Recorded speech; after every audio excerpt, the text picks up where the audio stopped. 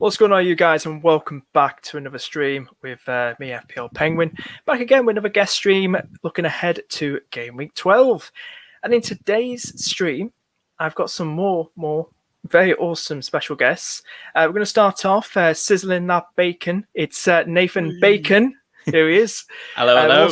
We've had one of his partner in crime. That was Chris, FPL Mariner, last week. And we've got Nima. How you doing, Nima? Hey, guys. And we've also got the big Arsenal fan, Glen. How you doing, Glen? I'm good. Thanks for having me. No worries. And basically, what we talk about today, like we've done in a lot of my streams, 7 p.m. over here in the UK.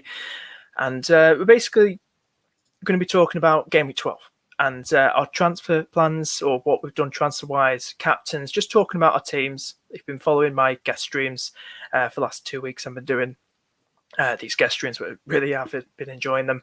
And then we're going to be just answering some questions and talking about some topics like probably Eddie Howe, Newcastle, West Ham assets, and getting everyone's thoughts, getting the guest thoughts on this. So sit back, relax, and I hope you enjoy this 50-odd minute stream podcast. Anyway, let's get straight into it. I'm going to start off my team. Get straight into it. This is how I got on last game week. I don't want to talk too much about it. Probably said this about the 100th time. My new name is What a Cruel Game Week. I don't know if the joke's getting old now. So I had a pretty 50-50 game week. Nothing to rave about. Played safe by Captain Salah, Sanchez, and then you got Foster with 11 points and all that jazz. So like I said, there's nothing really to talk about there. So if I go quickly into game week 12, just swiftly move there and just ignore that game week.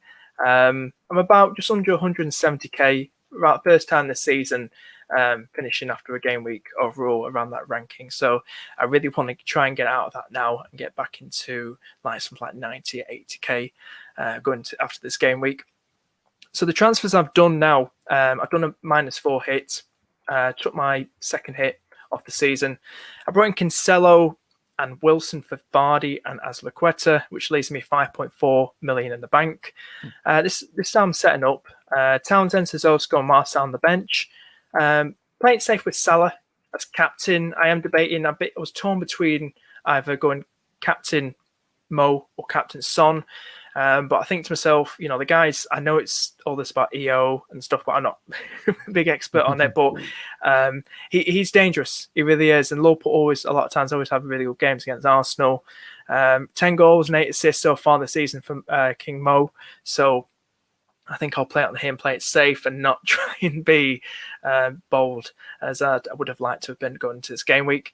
But yeah, it's interesting to go for players like this. I was one of them that was late for the Cancelo, James, Chilwell, Gallagher, Smith Rowe party, and had none of those players at Trent. I got rid of a few weeks ago, missed out some of those good points he got with goals and assists. So that really did hurt my position in the overall ranking. It really did. But I think the only way is up. It's a fresh start. Recharge your batteries. International break's gone. I think there's no international football until March now, which is a good thing. So I brought in Wilson. Just quickly talk about him. We know about Foden, something about a knock, but I think City Extra, the City page, the big City Twitter page, has come out and said that Pep Guardiola said that he will be available for Sunday Foden. So any Foden owners that see this yellow flag, not to worry. Pep Guardiola has seemingly said that he should be available for the game against Everton on Sunday. But yeah, I like the fixtures. I had my mate on, Carl, who's a big Newcastle fan from Newcastle, and he's looking forward to the Eddie Howe era. And next 4 games, 3 out of 4 of them all at home.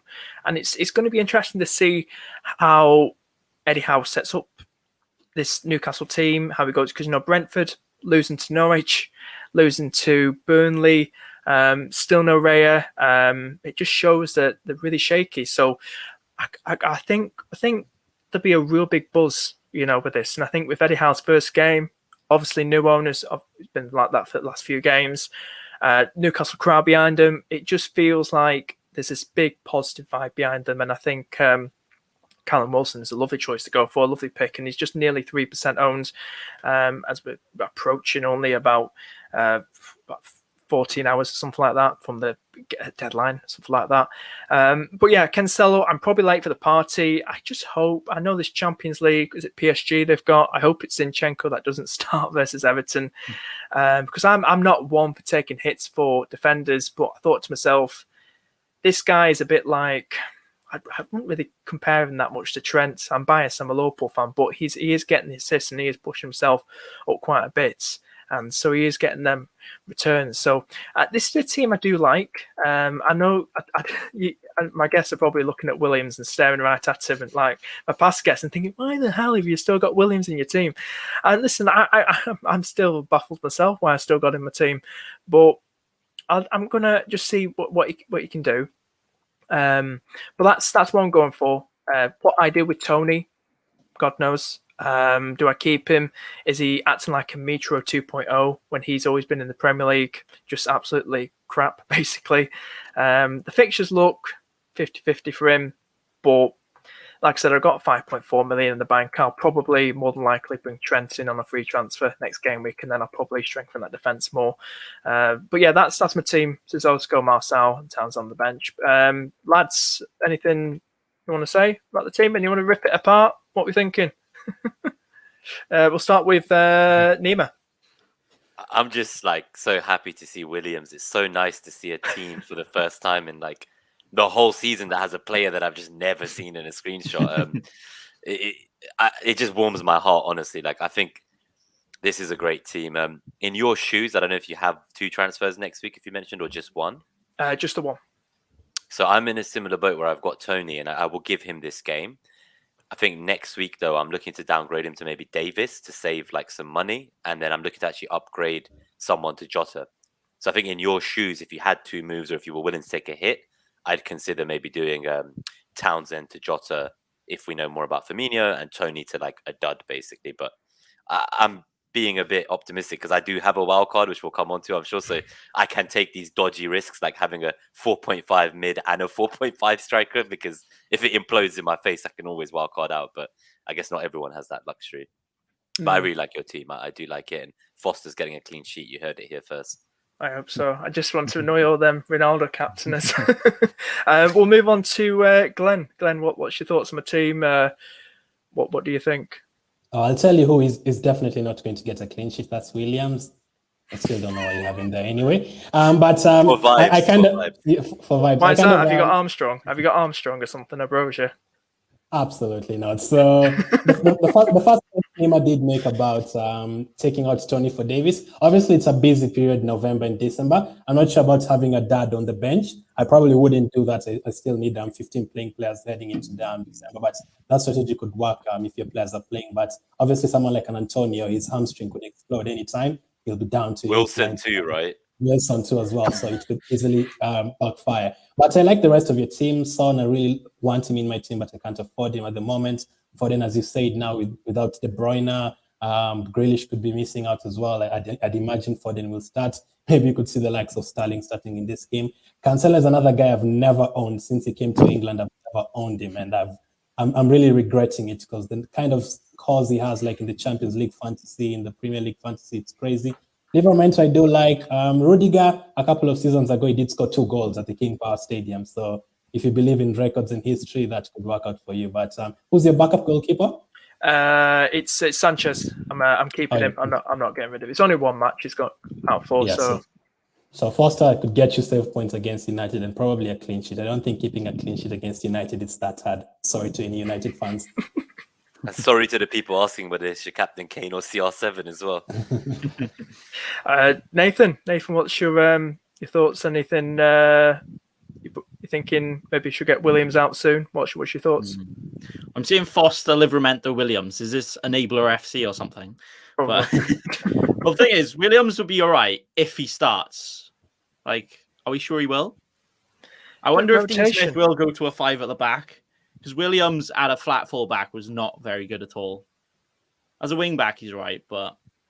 I mean, the thing is, he's on loan, isn't he, from Manchester United? So the old manager, Farke, didn't really... I think he came out and said something like he didn't really feel like it. Well, not quoting him, like it was necessary to use these loan players like Gilmore. I don't think he got much game time because he was on loan from Chelsea. So it makes you think, what was the point of bringing them in then?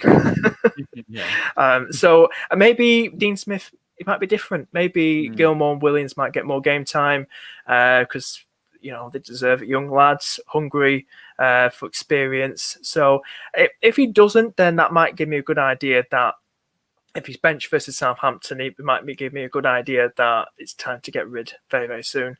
But I did speak to James from Planet FPL in the last stream back the other week with Chris was on as well. And he recommended something like get rid of Marcel instead of Williams for Trent. If I was bringing in Trent, get rid of Marcel because he thought that Marcel will find it hard to get back in the starting lineup now because he's been injured. And these other left backs, it's probably he thought that Marcel won't be as nailed on now. Marcel, this is so I don't know. It is a tough one. But that's how I'm setting up, and I have to see how it goes. But like I said, I'm going to keep it on Marcel and just play it safe and just hope for the best. And sorry, Glenn, I believe it's going to be a Liverpool win. So. But Ramsdale will be. Ramsdale has done well for you. Ramsdale will frustrate us. I can see that he's done very, very well, Ramsdale, and he will. I can see him frustrating us. I can see that. But yeah, we'll move on now. We'll move on to Nima. Do you say you were thinking a wild card or what you were? So I have the wild card, but I don't think I'll be using it yet. So I kind of held on to it because I always felt my team was 2 or 3 moves away from the template. And this week I've actually done Vardy to Kane with a free transfer. So that's kind of the main difference. I'm actually starting Livramento as well over Saka. So I've got both Livramento and Rudiger starting with Saka and White on my bench in Brownhill. I had 2 free transfers. My original plan was always kind of like Saka to Son, Vardy to Wilson. And then I kind of decided, you know what? I can get to Kane in 1 move. I'll roll the second transfer. And I'll go into game week 13 with 2 transfers and see what I can do there. So I think that's my thinking now. I do want to get to Ronaldo around game week 16. And I'm now also like really thinking I could even not wildcard then. So I've almost buried myself. I've dug my grave. This could go very well or very wrong. But I'm actually going to try and do my wildcard, I think, between game week 19 and 20. So there's a 36-hour turnaround between deadlines. I think 26th is Boxing Day. That's the game week 19 deadline, and then the game week 20 deadline is 2 days later on the 28th. So I'll have literally 36 hours to pop a whole wild card, but I'm going to see if I can keep it till then. Obviously, if things go wrong, I'll use it. For now, though, I'm very slow and patient manager. I try to always have 2 transfers and sometimes even just only use one of them. I hate having 2 transfers in some way because too many options are open to me. I can think of like hundreds of combinations of moves. I think I am going to stick with Salah captain just on that final point on captaincy. I'm also playing Foster, so I'm not changing my goalkeeper. For me, the Salah captaincy, like I'm expecting like maybe slightly better performance from Arsenal than in recent years against Liverpool. But, like we've not won there since like Arteta was a player and Diaby played in that match. I don't know if you remember, Glenn. So that's a long fucking time ago.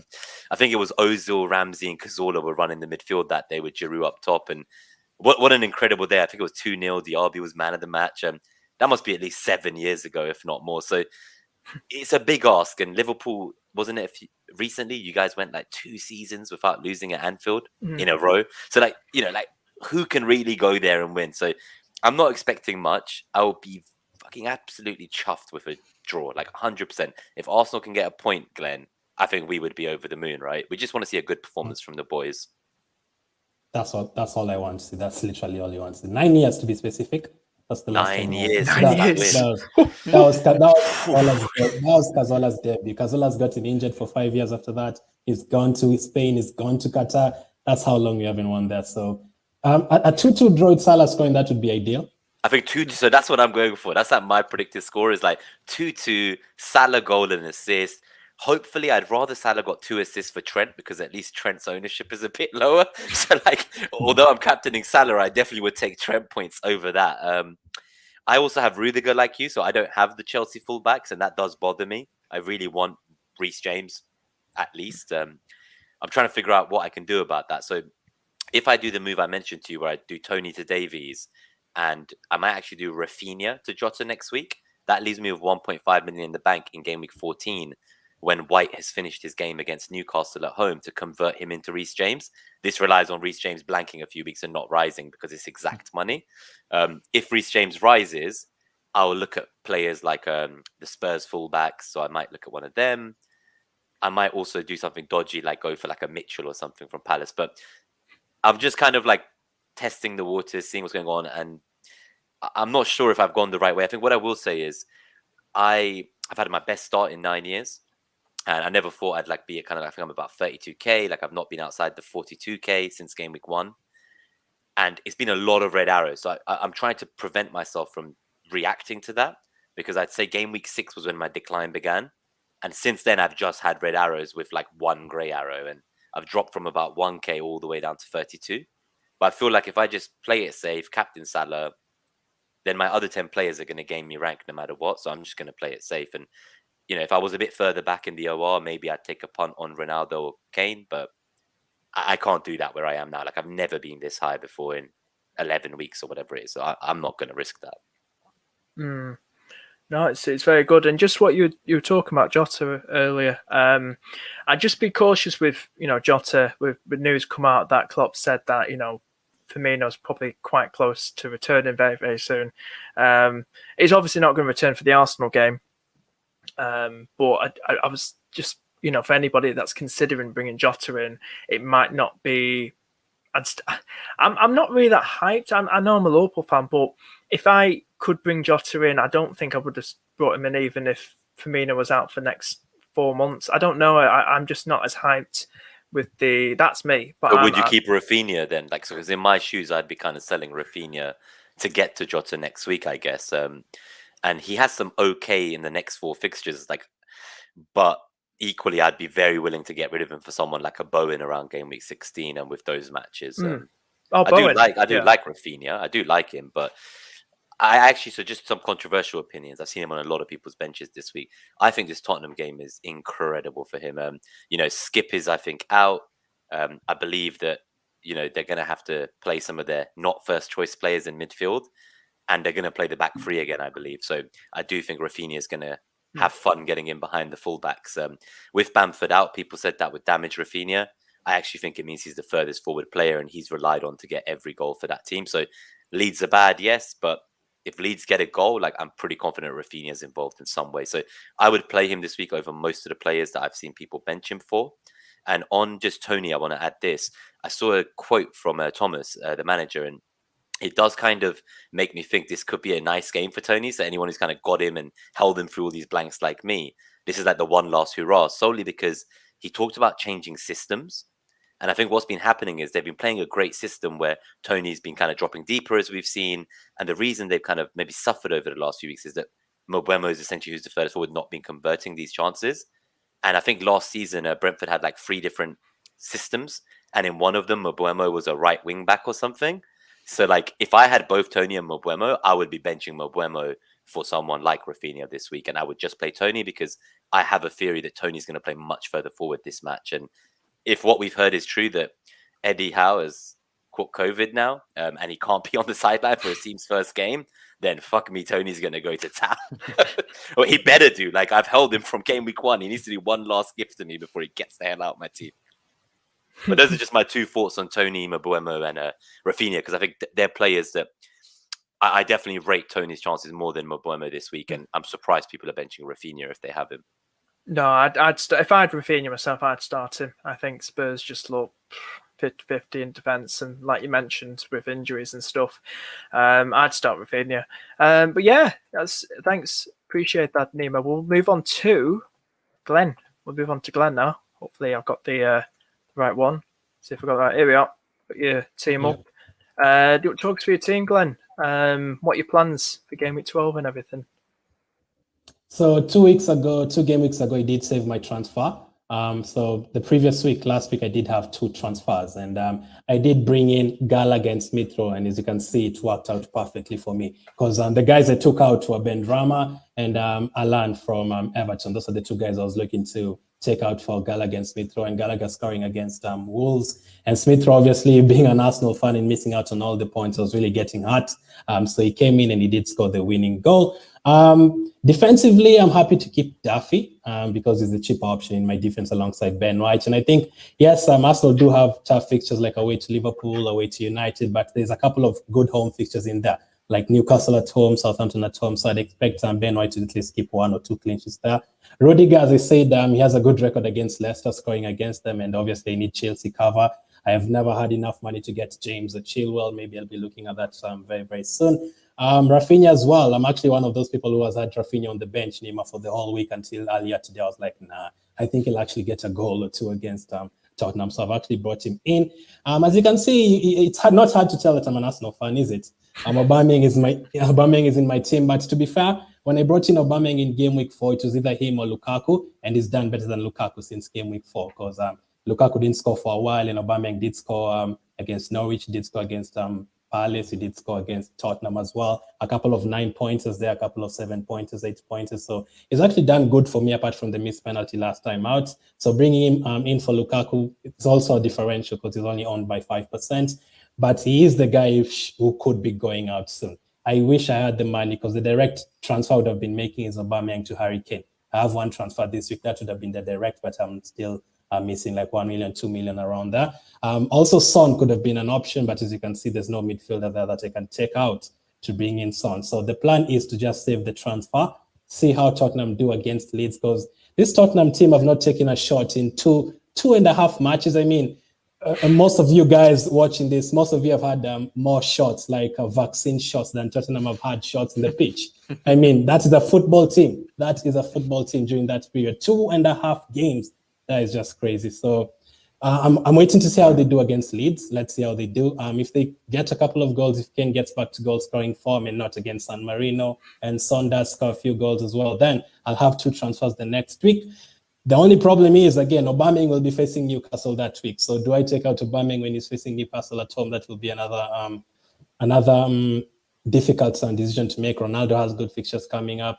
But at the end of the day, it still could be Aubameyang going out and a midfielder for Kane, and then downgrade one of the midfielders, maybe Rafinha or someone else in the team. So that's my plan to save the transfer. So I'll keep the team as it is. Duffy's on the bench. Rudiger is starting, White is starting, Salah will start. I'll probably captain Salah just because everyone else is captaining him. Last season, I tried to be too clever. When people were captaining De Bruyne, I would captain Sterling in a double game week. When people are captaining Cancelo, Diaz, I would try and captain Jesus for City, and it never worked out, being too clever. So I'm just going with the form books and everything. So Salah, he always scores against us as well. So I'm going to go with Salah. So that's you could do Salah to Mane with your free transfer and captain Mane this week. No, thank you. That was like a tumbleweed moment. Your reaction says it all. You're just like in disbelief I would even say something. Sorry. But to be fair, he always also scores against Arsenal. He always scores against Arsenal. Scores on his debut. And also, you pointed out Jota, Penguin.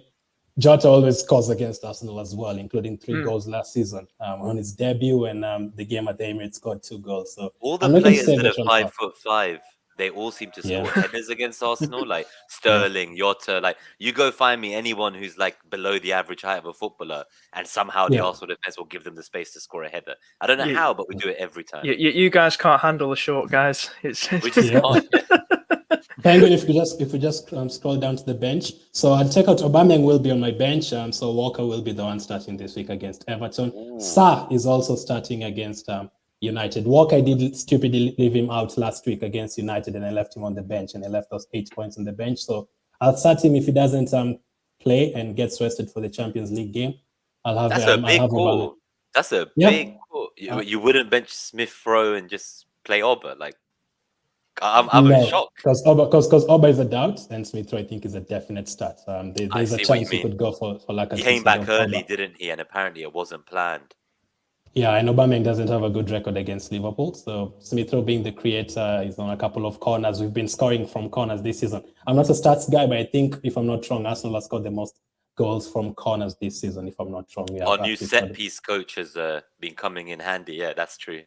So he's on corners as well. And Aubameyang doesn't know how to take a penalty. So just not to risk it anymore, just let him stay on my bench. So if he misses on a penalty, That's fine. That's fine. You So see Sal the will deep be breath starting. he Walker will be takes, starting. right? When you watch him for both the Not last two, like, confident. he's just like, and then I'm like, nope, he's missing. We're fucked. Not confident at all. So Walker and Sal will be starting for me. Duffy and Aubameyang will be on the bench. Aubameyang will be the first sub. Cool.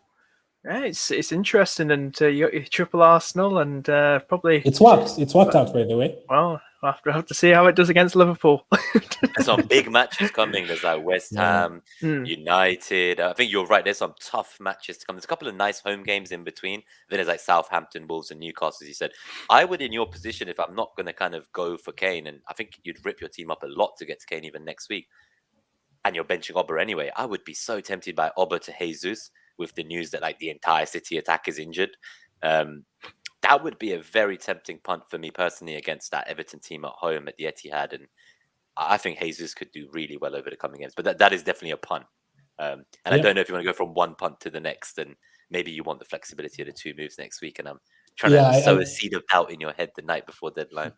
Try not to miss out on the Tottenham fixtures because they have like 5-6 good fixtures coming up. So if I do that Jesus to Aubameyang, I'm stuck again. I wouldn't be able to You're get stuck Son next week again, yeah. Because I don't take hits. By the way, I've played FPL for 6 years and I've taken 4 hits in total. I'm not a fan. I don't like hits at all. So I wouldn't be like, you know what, Penguin and Nathan have brought in Kane. I have to bring in Kane. No, I usually take it when I really need it, like when there's a blank game week or something. So. If you don't have 11 players, or if it's a double and you want someone for your bench boost, maybe, or triple captain, so you're very limited then in your hits. Okay, wow. Yeah. Interesting. So, yeah. Interesting. We'll move on now. Thank you, Glenn. We'll move on to Mr. Bacon, Nathan Bacon. Here he is. Spin your Jorginho. Yeah. So talk us through your teammate. Look at that. 77 points. What's your plans? Yeah, I did pretty well last week, actually. Best game week rank I've had so far, like 27k. Not too bad, not too bad. But yeah, I pretty much got salt and pepper, 10 play FC, really, haven't I? Well, I guess Armstrong is a good differential, and that worked. Actually, I didn't even want Armstrong on my wild card, and then he got benched 2 games in a row, and then Broja got a bit of an injury, and I was like, you know what, I'll just start Armstrong, assist, and then goal last week. So I was loving that. But the rest of it is pretty much template, yeah. So, plan is Vardy to Kane. So the problem is, I kind of would. So I got Livramento on my bench, and I've actually had him since game week 1, and I think I've benched almost all of his returns. And I probably would start Livramento and bench Vardy if I didn't have 2 free transfers, because I don't want to make another transfer. But the fact that I don't want to burn it, I think I'm just going to go Vardy Kane. And leave Livramento first bench then. No temptation to bench Mbuemo then for him.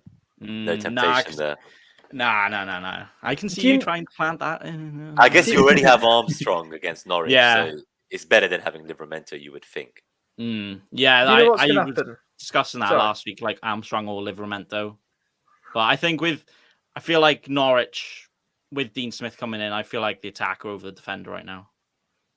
It's tough, though. It's tough. Do you know what's going to happen? I've taken out Vardy, and if you're considering thinking of doing Vardy to Kane, I think we all know what's going to happen. Chelsea are going to concede 2 goals, and Vardy's going to get the brace. It's typical, isn't it? Oh, yeah. Vardy's he's such a troll. He really is. The whole what you're thinking with Kane move, I've talked about it plenty in my streams. I don't rate him this season. Like I've said, head not the right place. And fair enough, Leeds. And what Nima and Glen were putting out there about Spurs going into this Leeds game and what they are as a team, basically. Conte's got a lot of work to do. With that Spurs squad. Head's not the right place, Kane. He's banging them in, 20-odd. He scored 20-odd goals against San Marino.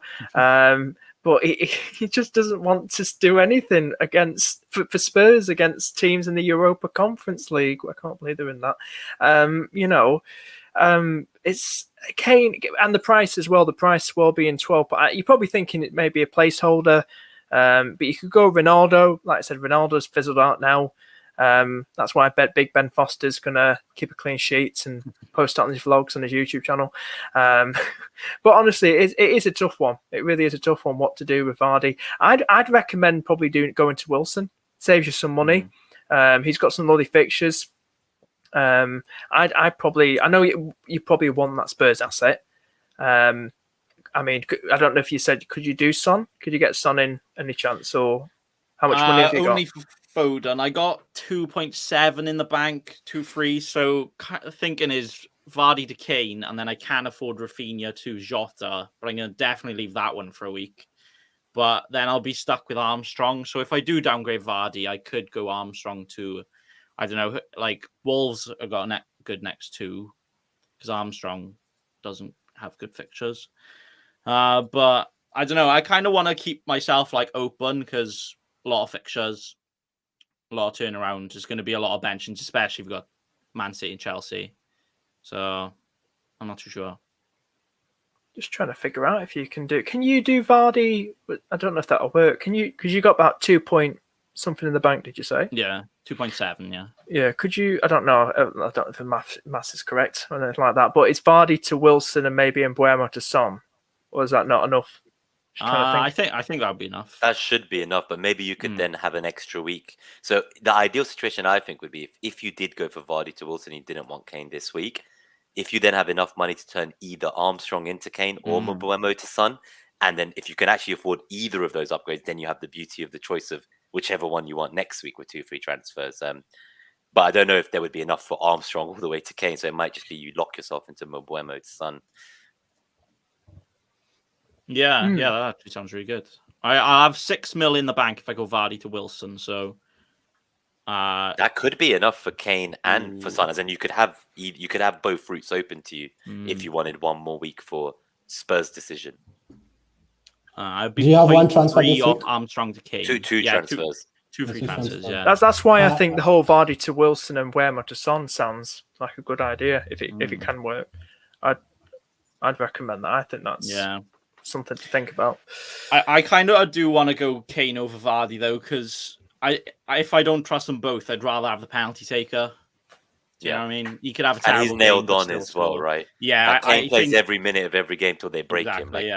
Yeah. Son's definitely gonna have minutes managed and stuff, not just because of him. Even if it's just getting subbed at like the 80th, 85th, every extra 5-10 minutes that Kane is on that pitch over this Saturday deadline. That's going to be important. Someone said, so Blue Danube guy mentioned about Leicester going to miss Tielemans. I think that's a really good point. I think that's going to damage Vardy quite significantly. And it seems like a good time to get out of Vardy, even if it is for Wilson or Kane. If I was the manager of Spain, the Jorginho, if I was Nathan, I'd be if it wasn't for the Tielemans point, and I know Leicester haven't been doing good, I'd be very tempted to keep Vardy for real. I know it's Chelsea, but I think Vardy has scored like 38 goals against the top 6 since 2015. So he always scores in these games. And his next fixtures after that, if you can click on that penguin, he has Watford at home. He has like 5-6 fixtures coming up. So even they're comparable to Kane's, they can match. Right? I'd be very tempted to still keep him, especially if he scores against Chelsea. You'd be looking to bring him back. Vardy is one of those players. Even his price range is always very not so good for us, because even if he scores like 10 goals in a row, none of us would still consider him. I understand. I considered him, and then he got blanks every week since I considered the bastard. But he's the second highest scoring forward. He's the second highest scoring forward till today, though. So still a very. But with good Kane, option. actually, so on that note, we talk about kind of Vardy's caliber, and I know he's like he is getting older every year, but he still somehow does it.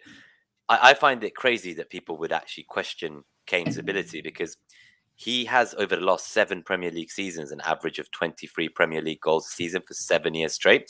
And I'm sorry, but for a world-class pedigree striker, you can't use a sample size of 11 league games before a manager got axed. Like, you got to look at the 23 league goals for 7 years straight average. And for me, with that flat track bully status and the games that are coming, and I think there was an interview today where Con said he's going to push him further forward, I would be lapping up Kane. Like, he's on 1 league goal. He's got 22 more to go till he gets to that average, and he's going to get it. Like, he's the pedigree for me, that large sample size, that's enough to justify that decision for me. And like, I'd rather spend more on him than Vardy, because even though those Vardy fixtures are good, I would not captain Vardy in game week 15 against Newcastle, but I would captain Kane against Norwich at home that week. I just wouldn't captain Vardy personally. We've got Dylan here, something to talk about with the Kane Son. what we're talking about here. He said, I have Son, but I might get Kane and offload Son.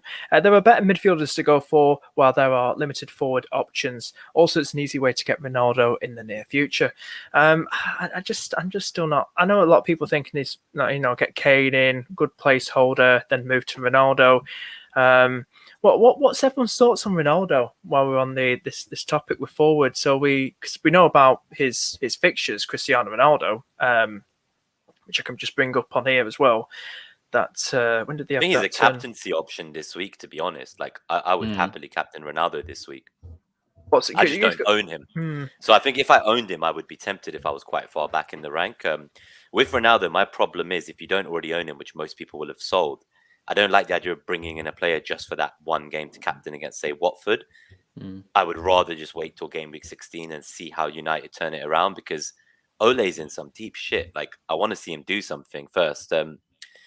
Yeah, like I wouldn't be bringing. If I had him, I'd consider captaining him. I like Ronaldo. If I had Son, I don't know about you guys, but I don't know if I'd be using, like, if I'd already gone on to him early. A, he's been performing. B, his underlying stats have been better than Kane's. So I don't actually think I would be looking to get him out to get to Kane. I think if I'm already there, I would just. It's a 50-50 choice, right? I would just back the one I've got and just hope that with the extra 2 million I can do more. If they were adamant they want to do this move, I guess the midfielders, we've already kind of spoken about them, is like the likes of kind of Foden, who he's a bit of a knock, so he's a bit of a risk. I don't think he'll play. You got Jota, who is another option. You got Rafinha, obviously. Like, there aren't that many. Like, you could punt on like a Bernardo Silva or a Gundogan with KDB out. We saw what happened last time. He's out for 10 days in quarantine, KDB, with the COVID. So there's some good games for City there. I think the midfielders as well, like, Trossard is an interesting option if you want to punt for a few weeks, but I just feel like Son to any of those doesn't feel very appealing. And if you were, say, selling Antonio to get to Kane, I wouldn't do that. So I don't know who he's selling to get to Kane. But there are some options for Son replacements. I just don't know which striker he'd be selling. But yeah, I don't know what you guys think. I like having one premium striker, one premium mid. That's just, I like the ease of flexibility there and moving around price points. But I mean, last season there was a point where you had to have both of them and not one of them, because they were basically assisting each other every single game. I wouldn't be taking out Son ahead of those fixtures, and they're going to play up front too, so basically almost near each other. So Son won't be on the left side; he will be in the center position with Kane. So I'll be happy to keep both of them, and if they perform well in the two games, then you can even think about doubling up, even though it's not a good idea with Tottenham players. But I'd keep Son. I wouldn't be taking out Son at all. It is a tough one because looking at Vardy and Ronaldo and Kane's fixtures, the nice fixtures, and they're all like together, and you're thinking, I just wish you could have all three. But the players that aren't particularly in the greatest form, or even in form at all, but it just tempt you a lot. It really does. But like I said, I'd rather keep Son over Kane. We'll just have to see. Is it going to be Conte's third game this weekend in all competitions for Spurs? So see if he can convince, get the old Kane back, get the Kane that can score 20 odd goals against San Marino and Albania. We'll just have to see. But yeah, Nathan, any final thoughts on your team and your plans or anything before we move on? But yeah. No, not really. No, all good. I've got a good rank so far, so I think I'm just gonna take it easy.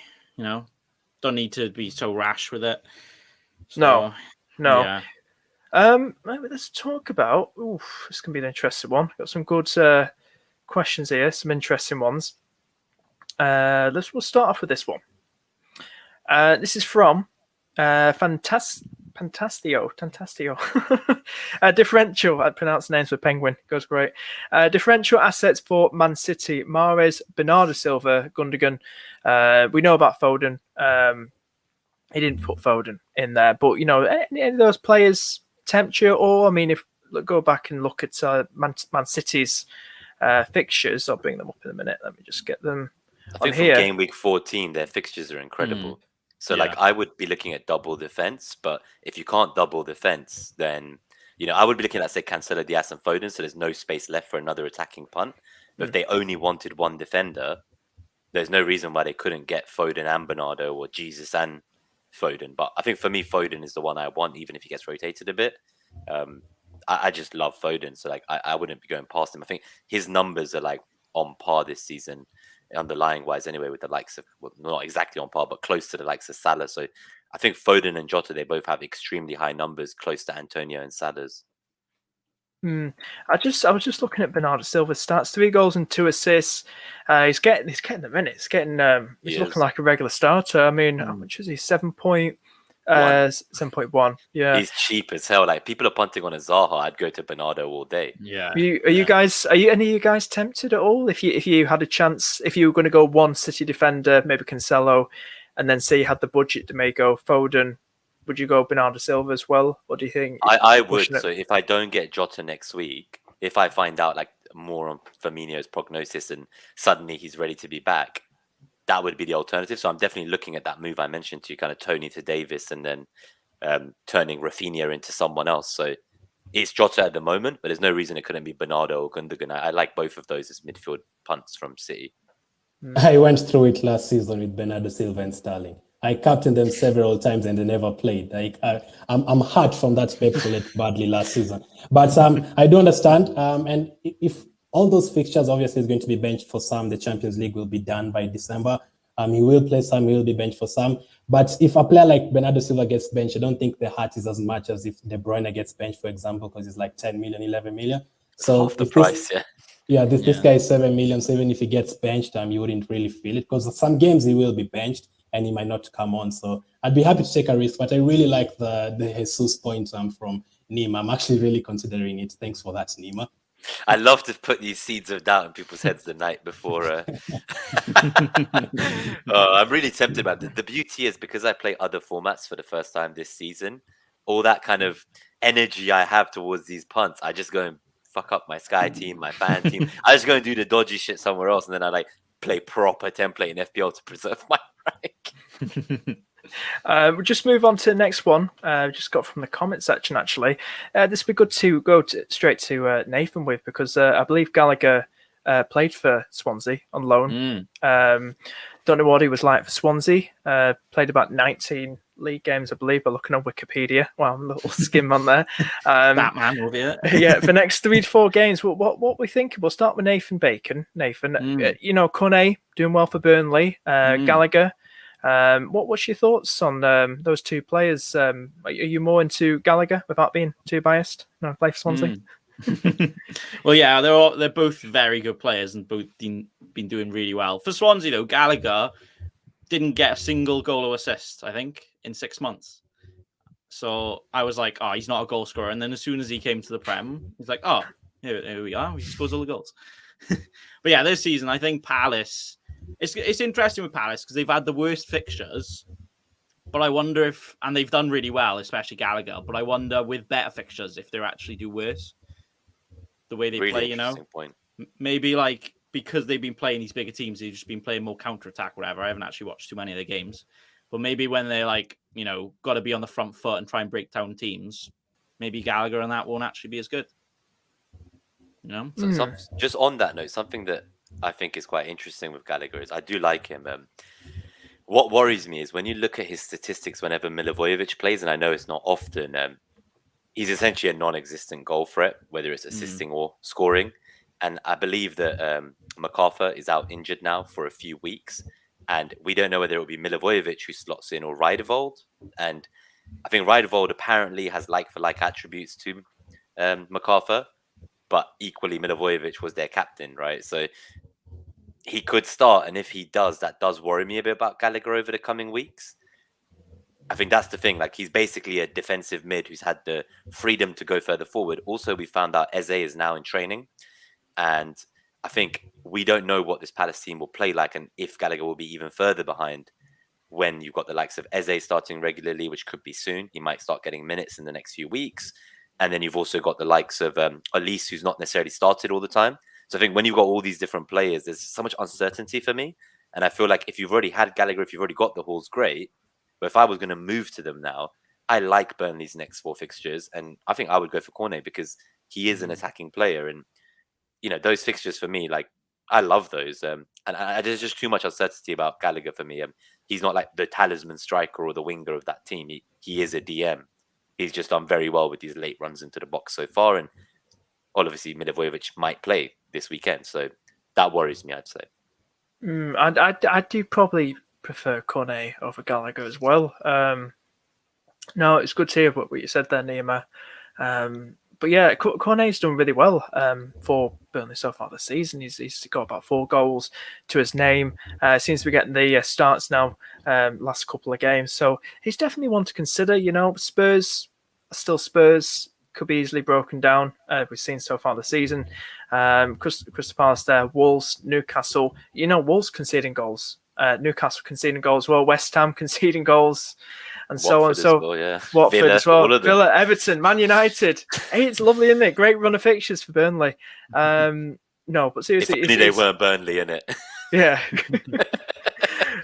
No, but it's very good. Yeah. So I think I know he's a bit more expensive than Gallagher, but I do prefer Cornet. I think he looks But they're like similar now as well, right? So I think if you had Gallagher like 5.5, but he's 5.8 now, I think, and Cornet's only 0.2 more or something. So I'd rather pay for an attacker than for a DM. Like, he's not Yaya Toure, he's not Gundogan. Like, you don't play for those teams. Like, it is still Crystal Palace. Like, I think like with a player like Gallagher, like maybe he does a Ramsey, right? From like that season when he was like 5.5 million, he scored every week and no one thought it would happen. And he just kept arriving in the box, didn't he, Glen? It's similar with Smith Rowe this season. Will it really continue? The underlying statistics, fans don't believe Smith Rowe can continue at this rate, right? And Gallagher, you could say the same. Yep. Speaking of Smith Rowe, I'm going to give you an answer that's not going to help you, Rama, but I'd say both. If you're considering taking out Smith Rowe, you could bring in Cornet. If you already have Gala like I do, you could have both. Look at us shamelessly tipping Burnley attackers. I'm just trying to ruin Ramanathan's season. He's actually a hauler. He comes on the live stream, and I just want to beat him in the net, that whole mini league, if I'm honest. So don't believe anything I tell you, Ramanathan. It's all lies. I'd be tempted to go for both because Cornet has been fantastic, but his minutes have been all over the place, though. I think he's played 45, 33, 67. Gallagher's nailed. You're right. Yeah, you are right. Yeah. We'll move on now to which one should we go to? We'll go to this one from Sean FPL. Are you thinking about bringing in a Spurs defender for their lovely run ahead? We were talking about Spurs, Son and Kane. Sean, thank you for your question, mate. I don't know what everyone's thoughts are. I mean, you were talking about their defense earlier, Nima. We'll go to you first. What's your thoughts on someone like Reguilon? Maybe he's a. So I think you go for Reguilon if you want to like look at an attractive guy and like enjoy staring at him. But if you want points, you go for Royale. That's my view anyway. But I think, was it James from Planet FPL? I think he himself said he would go for Royale, and a few Spurs fans I've spoken to said the same. I think for me, the problem with Reguilon is I believe that, correct me if I'm wrong, but a few seasons ago when he had his like incredible season and got lots of returns, he had someone playing as an inverted like winger in front of him who would basically go to fullback so Reguilon could push forward. And there are some comments that Conte could look to replace Reguilon and get a different wing back there, because they're not convinced of his quality to do that without the same kind of inverted wing back. Like Son and Moura and these guys, they're not going to do what was being done before. I'm trying to remember who it was who played in front of him, the inverted winger. It was Perisic. It was Ivan Perisic. And Ivan Perisic would play as an inverted winger, and that would help Reguilon. So I wouldn't go for Reguilon. Also, the defensive template is strong for a reason. I don't think the Spurs defense is on the level of City, Liverpool, and Chelsea. And with that in mind, that means we have at least 3 out of 5 slots taken. You've probably got a Livramento, that's 4 slots, and you might have your 5th one as a double Chelsea or double City. So for me, like, if you've got someone like Rudiger at 5.5, for 0.5 less now, is it really worth going for like Reguilon? Not for me. The fixtures are great, but I'd only do it if I'm priced out of like the second City defender or the second Chelsea defender. If I had no other way of getting, say, Trent, Cancelo, James, Livramento, and then I can't get to the second City or Chelsea defender, then only then would I consider it. So like, it just feels like the defense template is there for a reason. Any of those 3 clubs could keep 20 clean sheets this season, and I wouldn't be surprised. There has been talk about maybe Lucas Moura probably playing right wing back. But yeah, it is an interesting one how the Conte will go. He's obviously copying his Inter Milan sort of formation that did all right for him, that did well for him. Anything you want to add, Glenn, Nathan, to Spurs defence? Do you agree with what Nima said? What's your thoughts? Are you not that hyped on defensive assets from Spurs like Reguilon and what we're thinking? We'll start with Glen. I mean, I was really considering it because I've said I have one transfer this week. I was thinking I just hold out on Son and Kane and just bring in a defender because with the way he plays with the wing backs, you expect them to bomb forward and create some chances. Reguilon and whoever is playing, Doherty, whoever is playing, and I really do like their right back Royal. I mean, I think it was last week before the international break, he actually subbed off the left back and brought in Doherty instead of Royal. So maybe he really likes Royal in terms of attacking. And as Nima said, surely Ken will start scoring goals soon. And if they put in those crosses for him and for Son, then they could be good options. If they can actually also keep a clean sheet, then you're looking at a double figure haul. So I was actually looking at Reguilon and their right back Royal as well. What do you think, Nathan? Yeah, definitely. Well, for their fixtures, I definitely think they're a really good placeholder if you want to go to a 4 at the back if you're not already, or even if you are now. It's like Man City's fixture's good. Even West Ham, I've been considering looking at Zuma in a few weeks, They have a really nice run. And from just after the Spurs one's turn as well, especially with his goal threat from corners and stuff, with Cresswell whipping them in, he could be good. But yeah, I don't know. With the Spurs defenders, I don't think it's a priority. It's kind of if you can get there, you've got nothing else to do, then yeah. But it wouldn't be my number one. Definitely do it, Depends on your So team. someone like me, where I've got say Ben White. So next week, if I obviously I'll play him, I'll probably bench Livramento against Liverpool, but I'll play Ben White and Saka, and then Ben White's fixtures. There are some good home games then, I know, but that could be appealing for me. Where then after that Newcastle home game is done, I can move off White to just spend an extra 0.6 million and get into this Spurs attacking fullback, and it's probably a sexier pick than White. White's not going to get attacking returns, so just for a little bit more, that would get me into a back four, which I don't have right now. We'll just do another question now, and then we'll look to wrap things up. But if everyone that's tuning in now, if you are enjoying the stream, hit that like button. We do appreciate it, and do consider subscribing and check out Nathan Bacon's YouTube channel. We'll talk about later on as we close things, and net that hole where Nima can be found, and Glen's channel as well. But yeah, we'll talk about that in a moment's time. But another one here from Harry: is it okay to bench boost in a single game week? Now, I think he did do it, but I want to give a big shout out to FPL Focal. He's currently second. He's been on this on these streams on this channel twice already, and last time he was on, he was obviously still second.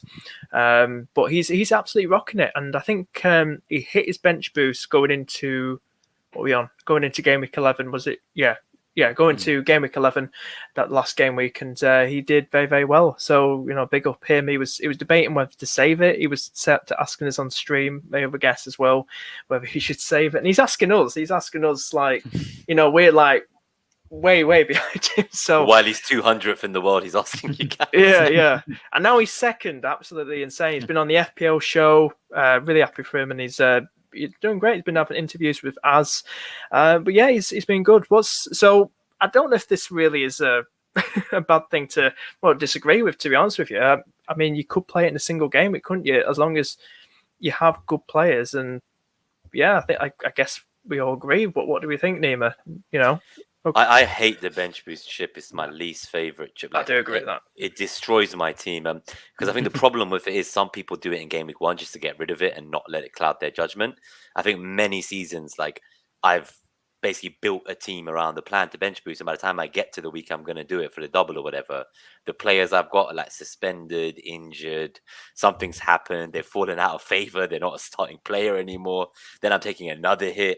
Then I'm putting crap into my team that then stays for many weeks, where I then can't get to the players I want for my best strength 11 because I've got money spread around everywhere. So it's something that I do like the idea of doing it in a single game week.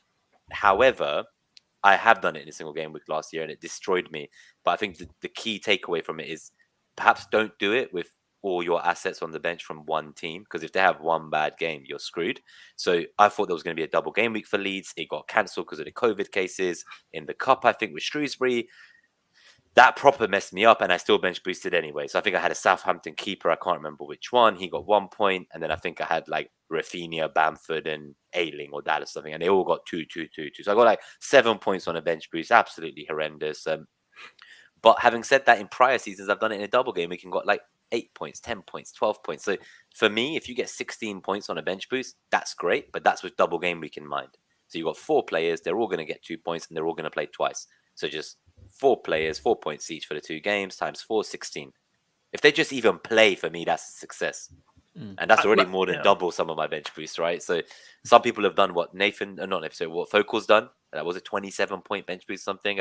Something like that, yeah. Yeah, but I don't think every time you can rely on like Foster saving a penalty and doing that. So there is a bit of fortune there. I like to play the odds game, and in a double game week, 180 minutes, I'm more likely, fingers crossed, if they play both, to get the points. So my view is it's still I still play template. I will do a wild card into a bench boost, free hit around the blank. Like, I just feel like that's my play. Like, I would generally never consider bench boosting in a single game week, but I see the pros of doing it. Like, it can work. Just less odds in your favor, right?